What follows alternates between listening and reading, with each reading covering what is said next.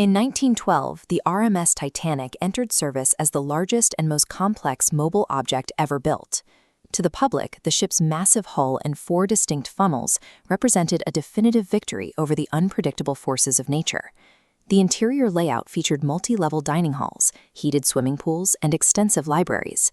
Every deck was designed to maximize the passenger's sense of stationary opulence, utilizing space that was technically available for additional safety contingencies.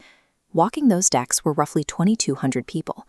The manifest was a complete cross-section of early 20th century society, carrying everyone from wealthy industrial elites to working-class families seeking a fresh start in America. This diagram compares the ship's total passenger capacity against the lifeboats actually on board. The numbers reveal a massive regulatory blind spot. The Titanic carried only enough boats to satisfy deeply outdated maritime laws. The operators were not acting maliciously, nor were they breaking the law. They were operating perfectly within a legal framework that completely failed to account for more than half of the humans on board. This unchecked confidence created a highly fragile environment. Without a single ill intention, the engineers and regulators had built a system mathematically primed for disaster. By April 14th, the ocean was unusually calm. That flat sea removed the typical warning signs of crashing waves against ice, lulling the crew into a dangerous sense of security as they steamed forward. Environmental data was actively coming in.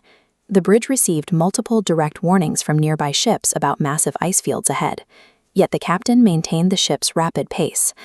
The flow of vital information broke down at the radio desk. Operators were overwhelmed, prioritizing the transmission of lucrative personal messages for wealthy passengers over delivering critical navigation warnings to the bridge. At 11:40 p.m., the threat finally materialized. Watchmen spotted an iceberg dead ahead.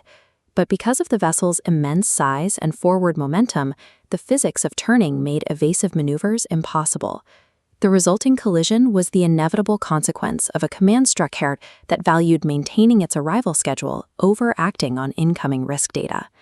Up on the top decks, the initial reaction was surreal. Passengers brushed off the impact, returning to their conversations while musicians continuing to play.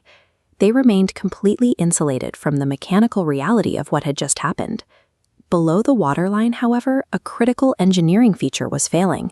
The iceberg had sliced open the lower hull, compromising multiple watertight compartments meant to keep the vessel afloat. The ship's survival depended on containing that breach. But as the freezing water rose and began cascading over the top of the bulkheads into adjacent sections, the engineers realized the brutal truth. The sinking was now a mathematical certainty. The theoretical shortage of lifeboats suddenly became a terrifying physical reality. The crew desperately enacted a women and children first protocol, leading to chaotic evacuations. Many boats were lowered into the dark ocean, carrying only a fraction of the people they could actually hold. By 2:20 a.m., the immense weight of the flooded bow lifted the stern entirely out of the water. The shifting weight distribution violently buckled the massive steel hull, sending the fractured vessel plunging into the Atlantic. In a matter of hours, the comfortable illusions of the upper class were shattered by the uncompromising laws of physics. The human cost was staggering. Roughly 1,500 people died in the freezing water that night. Only about 700 passengers and crew survived to see the morning. Those survivors were pulled from the ocean by the RMS Carpathia. That rescue ship was arguably the only piece of maritime infrastructure that successfully performed its life-saving function during the entire disaster. The destruction of the unsinkable myth sent a shockwave across the globe. Governments could no longer defer to corporate confidence. They were forced to completely overhaul international maritime law.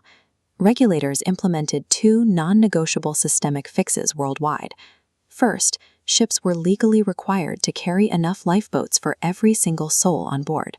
Second, they mandated 24-hour radio monitoring to ensure critical warnings would never be missed again. For decades, the ship sat lost in the dark. It wasn't until 1985 that explorer Robert Ballard finally located the wreckage. Today, the decaying bow rests in the deep ocean abyss as a haunting, permanent monument to the event. The wreck remains a permanent illustration of the cost of overconfidence. It serves as a reminder that the safety protocols we rely on today were not built into our systems by foresight, but were written in the aftermath of a total systemic collapse.